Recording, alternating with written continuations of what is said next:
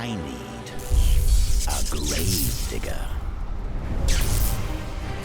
Hi, Zizaran here with another video, and in this video we are going to go over the Path of Exile Necropolis changes. We will have a separate video that talk about patch notes and balance, and we do have the raw video for that up already. We are going to start about the endgame first. That is what I'm a lot more excited than the league mechanic. I really don't know how I feel about the league mechanic. I think I used to be a little bit more judgy before, early on, but I realized that I'm wrong so much whether a league is awesome or awful. And I just really have no idea by seeing patch notes and announcements, I realized. Now, that being said, the league mechanic does look kind of slow to me, but, you know, sometimes that means it's fun to play.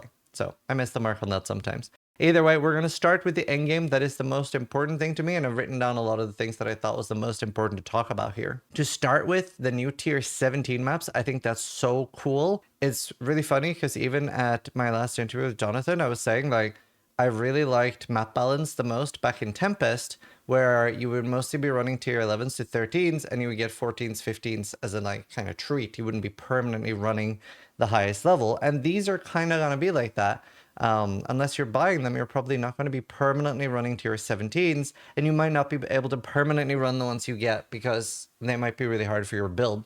Especially on hardcore, right? Like, these are going to be very dangerous. And they sort of have an Uber variant of existing bosses like Lycia, the Heist, not even just Heist, it's also like the Synthesis robot, but Heist/Synthesis robot. My editor called it a brobot. You have Katarina and you have Uthred. I think there's one more as well. There's a fifth one. But either way, like, we're basically getting a new version of Ubers because they're going to have so scary map mods. Sometimes they'll be more scary than Ubers because imagine you're up against the Uber, but you're not allowed to use any auras. You know, that's pretty bad. They're unmodifiable, exclusive map mods. Octavian made these. Very cool to see him getting to do more and more design work. He used to be a Path of Exile streamer, if you're not familiar with him. These tier 17 maps is the only way to gain access to Uber bosses. You now need to find 5 fragments, and I love the design work they've done here.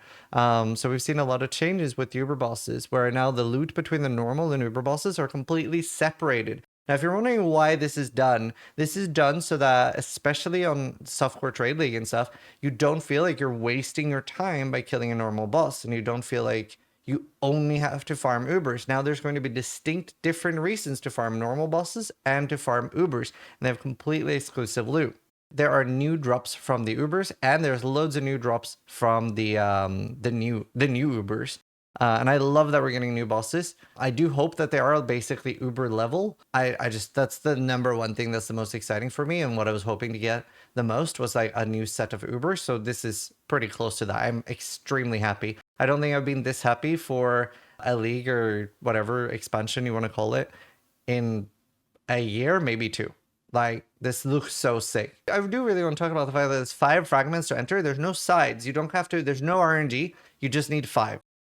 So you don't need to get top left, bottom left, etc. And the Uber fragments that exist now, like Uber Shaper, Uber Elder, those are swappable now, which is huge. So really cool changes there. It really feels like they're starting to really realize, like, what are the fun parts of RNG that we like and what do we not like getting 17, I think, was it 21 that I got bottom right in the row? And I was like, I am in pain.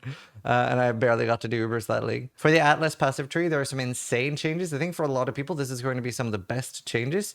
The Atlas passive tree, you actually get layouts now, and you can swap between them freely on the map device. You can be like, oh, I want Atlas 1 and do some essence farming. It's like, oh, no, now I want to farm Harvest. So you like unlock these. I don't think they said exactly how to unlock them, but the new league mechanic will also get Atlas passive trees. So there's so many Atlas passive trees changes, like, so cool.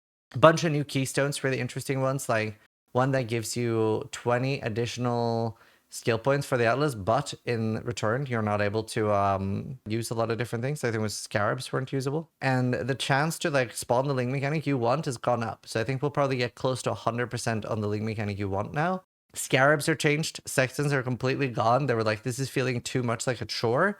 So a lot of the power from them have been moved to other areas like Scarabs, and honestly, it looks really cool. There's some really cool new Scarabs. Like, one of the divination ones is 20% chance that you drop a full stack. So if you get a Mage Blood card, you would get a 20% chance that it's a full. So we have, like, a lot more ways to force loot now. Like, if you want to spawn more essences, you can get a lot more essences. Essences have been changed as well. You need shriekings and deafenings will spawn in yellow maps. So honestly, that's cool. Or was it deafening for reds? But either way, it's changed for the better in my opinion. I think like the fact that there was no difference between white, yellow, and reds didn't really make that much more sense. And it looks like you're gonna actually get a lot more essences now. And I do wonder if we're gonna have a scarab for doubling, like we did before. But we haven't seen all the scarabs yet. A lot more ways to force loot either way. Tattoos are back in the game now. A lot of the really powerful ones are in, with a few exceptions like Explode and a few other things. Suppression are gone, but a lot of really strong ones are in. There's also keystones for alternative Scarab playstyles. Like everything here is connected and they've done a really good job with this stuff. I think it's quite exciting. Master missions are gone except for Kirak. So that's another thing that you can spec into as like chance to spawn, etc. I don't know how I feel about this. I really liked that I could just spawn John when I wanted, but I guess now we'll just have like a way bigger chance and like focus farm that for a period. And you can have multiple pair ones, so you could have Einar and John at the same time, which this is really good. Maven invitations are gone. That's something I've been pushing for. You might have seen me bringing it up on podcasts. It's been on my wish list, and I was DMing them, and I ended up having a bit of a conversation with Neon about it, and he was asking me, like, do you think it should work like that? And I was like, yeah, please. Like, the Maven invitations should be a lot more like memories. And he was like, okay. And I guess they decided that that was a good idea. And it's something not just me, but a lot of people in the community have been wanting for a long time, because a thing that feels really bad would be killing 4 Elder Guardians witnessed and you don't drop an invitation. Now you kill another 4 and you just feel like you wasted an entire witness of Twisted. Now, there are downsides to this as well. Voling for softcore players will be a lot more dangerous. You really need to make sure that your build can handle literally everything if you're going to vol, right? But I think this is such a cool change, and I really feel like they were listening to a lot of things that people in the community wanted, and obviously this was something I was pushing for really hard, so I'm so excited about this change. It just felt so bad to sometimes go like 8, 9, 10 maps without getting an invite, especially for things that were like a really limited resource, like sometimes the breach lords and stuff. Campaign changes. Random shit's gonna spawn in the campaign. So that's interesting, like Val temples and stuff. I guess they're trying to make the campaign more interesting, which I'm all for that. It'll break the monotony and mix it up a lot more. Just randomly finding a double corrupt shrine could really change your leveling experience. So maybe we'll get some actual cool loot that'll help with progression during the campaign. I did make a campaign video recently, and I still believe like anything after the first time is not important, but the first time you go through the campaign is super important. So the fact that they are doing some cool stuff there, I'm very excited for. The league mechanic, honestly, I'm not 100% sure how I feel about it. It does look very slow. It is something you can just like blast through. However, then it's going to be dangerous because you don't know where things are being added, but you do have a lot of choice and we get a lot more information about monsters than we've ever had before. So that is very cool. They haven't really included farming one area in the campaign, which I thought was a little bit weird. I'd rather they made it just work similar to the way maps work there. But it is supposed to be a progression thing. Like if you fight a lot in this zone, then your next zone might have really cool rewards. So we're almost forced to interact with it. We haven't really seen that since Betrayal, and before that since Invasion, where we were really forced to interact with the mechanics. So I wonder how people feel about that. I don't have a big problem with that. I'm usually like, for those that don't know, Steelmage calls me his canary because I do interact with the league mechanics so much on hardcore. So other hardcore players use that as a gauge to see whether how rippy it is or how safe it is. So I don't mind too much, other people might. But you collect corpses from certain monsters to bury them in your own personal cemetery. I do hope that they have some sort of option to bypass the animation. Like, hey, you know, I've seen this animation like 364 times now. Maybe I don't want to keep seeing it. Like, you know, like, I love that, like, cool thing the first time you see it, but maybe we don't want to keep seeing it. It does look like a bit of an advanced Tetris with crafting, a little bit like a ROG, and I think it can be really cool. Some of the mods that we're seeing were really interesting. It's just going to be really neat, and hopefully like it'll make the value of things like Hunter, Exalted Orbs and stuff skyrocket, because you can still do that afterwards from what it seems. It does just look like a very involved crafting system. There are new uniques and stuff you can make this way.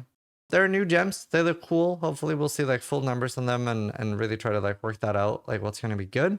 The left click changes, they suck. I don't think that was a good fix. And Neon obviously talked about that was regrettable. They don't feel like they've got it right. And they do want to like keep working on this and find even some band-aid fixes, but also some good permanent fixes. And they explained that they wanted it to be like more intuitive behavior, which currently it isn't. And I do agree with that. But either way, I just wanted to make this quick video talking about Necropolis. I hope you guys are as excited for the league as I am. I've had such a nice break with playing Last Epoch and other things in the meantime as well. So, had a really good time and feeling very like refreshed. I'm most likely league starting SRS Boom Booms, like exploding SRS. And I'm most likely playing Hardcore Trade League. We're going to do like a reach out to all the other people that normally play SSF and be like, hey, you want to go Hardcore Trade League this time? Just because if a lot of streamers go Hardcore Trade, so does a lot of our audience that plays Hardcore Trade. And instead of having dozens of us, we might actually have like a few hundred. And that makes Hardcore Trade League feel really good. Either way, thank you so much for watching. Sub if you liked the video, but more importantly, try to die less than I do.